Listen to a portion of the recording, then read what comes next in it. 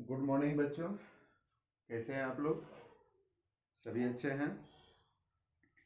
चलिए, आप लोग सभी का फिर से स्वागत है मुकेश सर ऑनलाइन क्लासेस, जो कि मेरा यूट्यूब चैनल है। और सभी बच्चे मेरे यूट्यूब चैनल को बहुत अच्छे पसंद करते होंगे और बहुत सारी जानकारियां आप लोग को मिलती होंगी। और साथ ही मेरे यूट्यूब चैनल को ज़रूर शेयर और सब्सक्राइब जरूर करेंगे और दूसरे बच्चों को भी मेरे YouTube चैनल के बारे में बताएंगे। आपको मेरा YouTube चैनल जो है आपको YouTube में मिलेगा और उसमें आप मेरी वीडियो को अच्छे ढंग से देख सकते हैं। तो चलिए, हम लोग आज जो है वर्ग 7 का हमारी विरासत, जो कि सामाजिक विज्ञान के इतिहास के रूप में आता है, अध्याय 3 दिल्ली के सुल्तान, जो कि आज हम लोग भाग 4 पढ़ेंगे। तो भाग 4 पढ़ने से पहले हम लोग भाग 3 के बारे में थोड़ा सा जान लेते हैं। उसमें हम लोग खिलजी वंश के बारे में पढ़े थे, जिसमें खिलजी वंश के जो संस्थापक थे जलालुद्दीन फिरोज खिलजी, जो कि 1290 ईस्वी में स्थापित किए थे। क्योंकि फिरोज खिलजी जो थे वो सत्ता पर अधिकार करने के बाद जलालुद्दीन जो है पदवी धारण किया और इसलिए उनका नाम पूरा जलालुद्दीन फिरोज खिलजी रखे। उसके बाद उनका जो है अलाउद्दीन खिलजी जो है आता है। चूँकि खिलजी वंश का सबसे ताकतवर शासक जो थे वो अलाउद्दीन खिलजी थे। और अलाउद्दीन खिलजी जो थे वो 20 वर्षों तक जो है वो अपने सल्तनत के इतिहास में एक महत्वपूर्ण अध्याय जोड़े। उन्होंने बहुत सारे कार्यों को किया, जिसमें सबसे महत्वपूर्ण कार्य जो है बाजार नियंत्रण और सैनिकों को हुलिया लिखने, घोड़ों को दागने की प्रथा जो है प्रारंभ की थी। दोआब का जो क्षेत्र है, गंगा यमुना का जो मध्य का क्षेत्र है, उसमें कर वृद्धि का जो है ये उन्हीं का महत्वपूर्ण देन है। उन्होंने विभिन्न पद जो है सृजित किया, बनाया, जैसे दीवान रियासत, जिनका काम व्यापारी एवं बाजार पर पूर्णतः नियंत्रण रखना था। सहनाई मंडी जो है वह बाजार का अधीक्षक होता था और वह व्यापारियों को रजिस्ट्रेशन या पंजीकृत करता था। बरीद प्रत्येक बाजार का अधीक्षक होता था और वह अधीक्षक जो है बेईमानी को रोकने और कम तोलने वाले व्यक्तियों का जो है जितना वो कम तोलता था उसके मांस को काटने का आदेश जो है अलाउद्दीन खिलजी ने दिया था। अब हम लोग आज देखते हैं भाग 4 में तुगलक वंश, है ना। और तुगलक वंश जो है वह 1320 से 1413 तक लगभग 93 वर्षों तक जो है यह शासन चला। इसमें हम लोग देखते हैं कि गियासुद्दीन तुगलक ने, पहला है गियासुद्दीन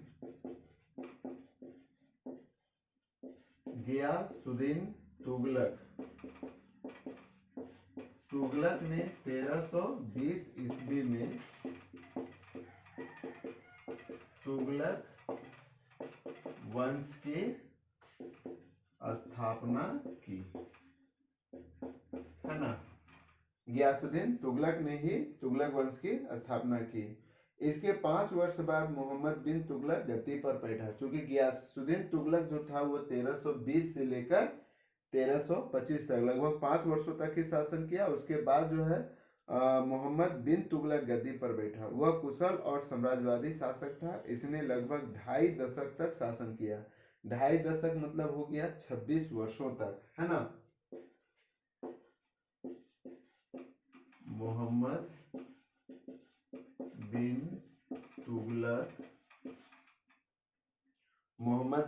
तुगलक जो है वो 1325 से 1351 तक शासन किया, ठीक है।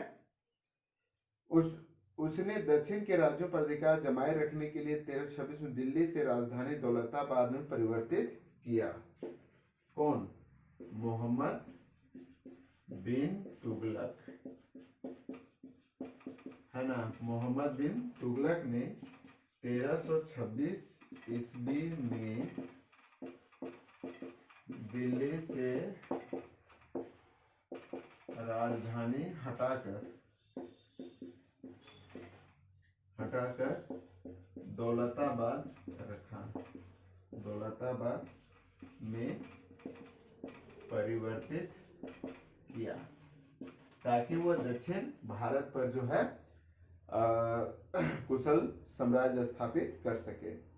उसने सिक्कों में सुधार कर अनेक प्रकार के सिक्के जारी किए, है ना। इन्होंने क्या किया, मोहम्मद बिन तुगलक, यहाँ पर हम लोग मोहम्मद बिन तुगलक के ही बारे में पढ़ेंगे। तो इन्होंने क्या किया, सिक्कों पर सुधार किया। मोहम्मद बिन तुगलक ने सांकेतिक मुद्रा का भी प्रचलन किया था। उसने शासन काल में मोरक्को की यात्रा इब्न बतूता भारत आया था। ठीक है, इब्न, याद रखिएगा, इब्न बतूता, इब्न बतूता जो कि मोरक्को का था, मोरक्को से, है ना, बिन तुगलक के शासन में आया था। तुगलक के शासन काल में भारत आया था। ठीक है, इब्न बतूता जो कि मोरक्को देश का था और वह बिन तुगलक, मोहम्मद बिन तुगलक के शासन काल में भारत आया था। उसने उसके समय ही दक्षिण भारत में विजयनगर साम्राज्य की स्थापना हरिहर व बुक्का नामक दो भाइयों ने किया था। इसको हम लोग बाद में देखेंगे, है ना। उसने दीवान अमीर कोही यानी कृषि विभाग की स्थापना किया था, है ना। बिन तुगलक ने दीवान ए अमीर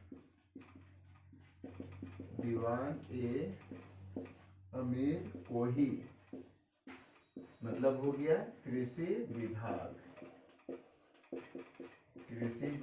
की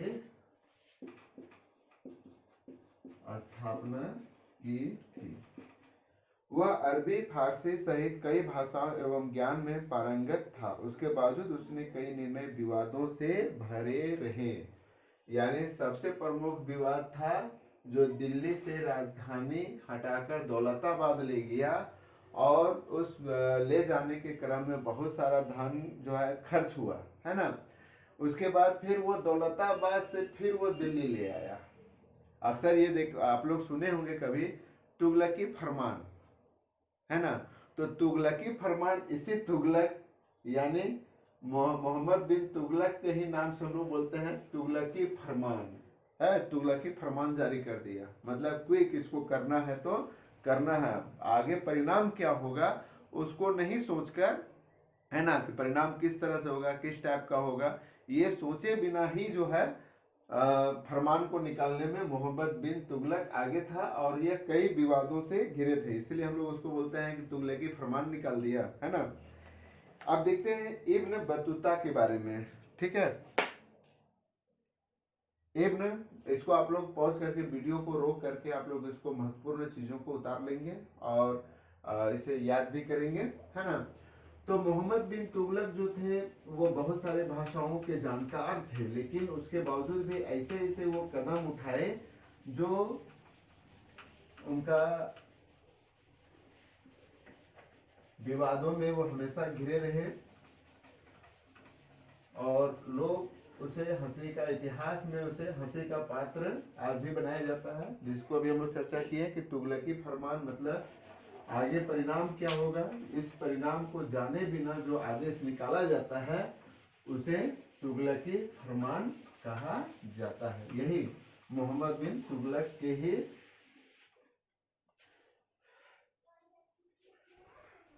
के नाम से जाना जाता है। अब हम लोग देखेंगे इब्न बतूता, है ना। इब्न बतूता जो कि मोरक्को के रहने वाले थे, है ना। इब्न बतूता मोरक्को का निवासी था। वह मोहम्मद बिन तुगलक के कार्यकाल में भारत आया। सुल्तान ने उन्हें दिल्ली का काजी नियुक्त किया।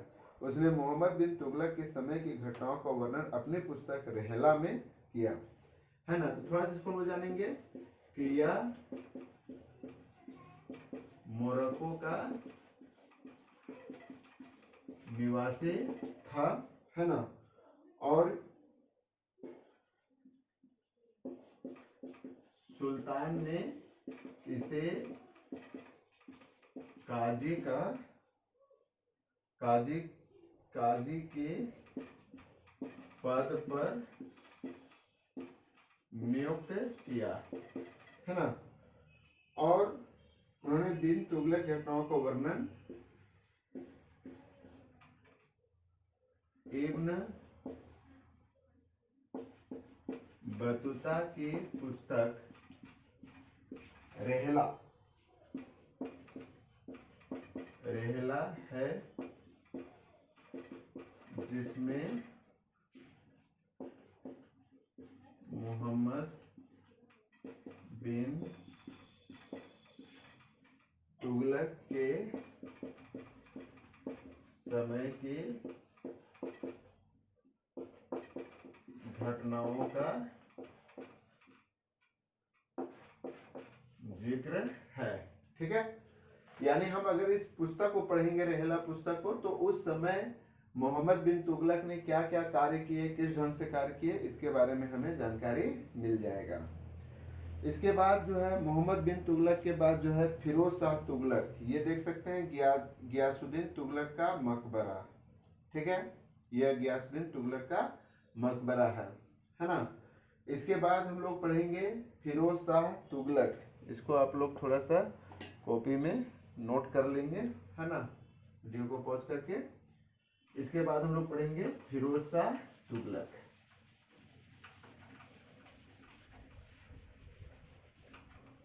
फिरोज शाह तुगलक भी जो थे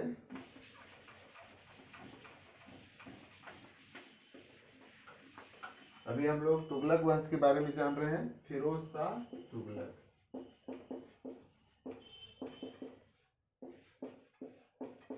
और फिरोज शाह तुगलक जो थे वो दिल्ली के सत्ता पर 1351 से 1388 लगभग वह 37 वर्षों तक शासन किए।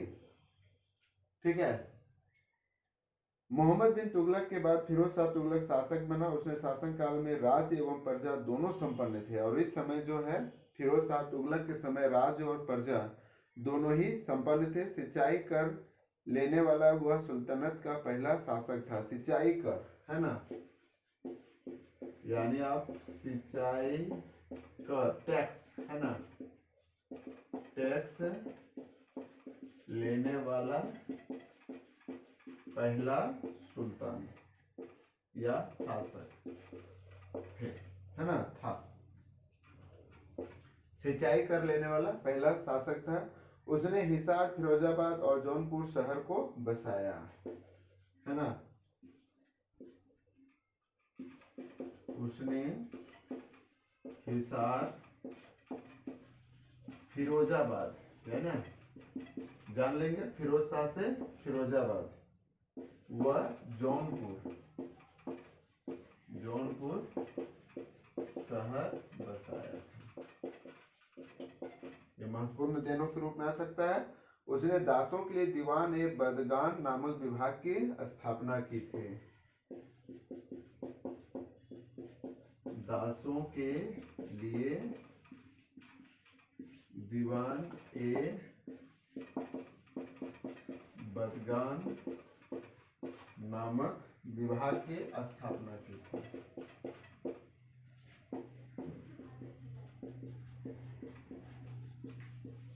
यानी दीवान ए बदगान की स्थापना किसने की थी? फिरोज शाह तुगलक ने। ठीक है, तो इसको आप लोग वीडियो को पॉज करके उतारेंगे और छोटा सा जो है सैयद वंश के बारे में हम लोग थोड़ा सा पढ़ लेते हैं। क्योंकि सैयद वंश जो थे वह ज़्यादा शासन नहीं कर पाए थे। लगभग 7, 9, 16, 16, 3, 21, 21 और 8 लगभग 30 वर्षों तक जो है सैयद वंश का शासन जो है दिल्ली पर चला। इसको आप लोग उतार लेंगे पॉज करके, वीडियो पॉज करके। तुगलक वंश के बाद जो है हम लोग सैयद वंश के बारे में पढ़ लेते हैं। छोटा सा पैराग्राफ है।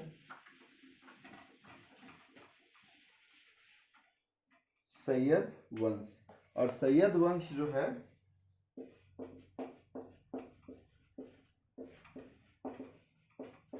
सैयद वंश जो है वो 1414 से 1451 वर्षों तक ये हुआ। दिल्ली में तुगलक वंश के बाद सैयद वंश की शासन आरंभ हुआ। इस वंश की स्थापना खिज्र खान ने की थी, है ना। इस वंश की स्थापना खिज्र खां ने की थी। किस वंश का? सैयद वंश, है ना।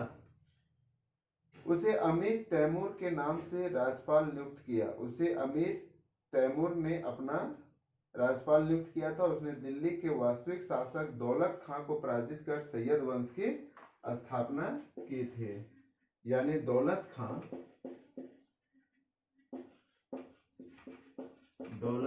को पराजित कर सैयद वंश की स्थापना की। कौन? खिज्र खां, है ना। खिज्र खां दौलत खां को पराजित कर जो है सैयद वंश की स्थापना किया। वह अपनी लोक कल्याणकारी गतिविधियों और प्रशासन में मानवीय दृष्टिकोण के लिए दिल्ली की जनता के बीच काफी लोकप्रिय हुआ। इसके बाद के सुल्तान आपसी लड़ाई में उलझे रहे और 1451 में लोधी वंश की स्थापना हुई, जो कि हम लोग नेक्स्ट वीडियो में जो है लोधी वंश के बारे में जानेंगे। आप लोग सभी बच्चे आसपास साफ सफाई रहे, बड़ों का आज्ञा माने और घर में ज़्यादा से ज़्यादा समय तक जो है पढ़े। इन्हीं शब्दों के साथ सभी को बहुत बहुत धन्यवाद।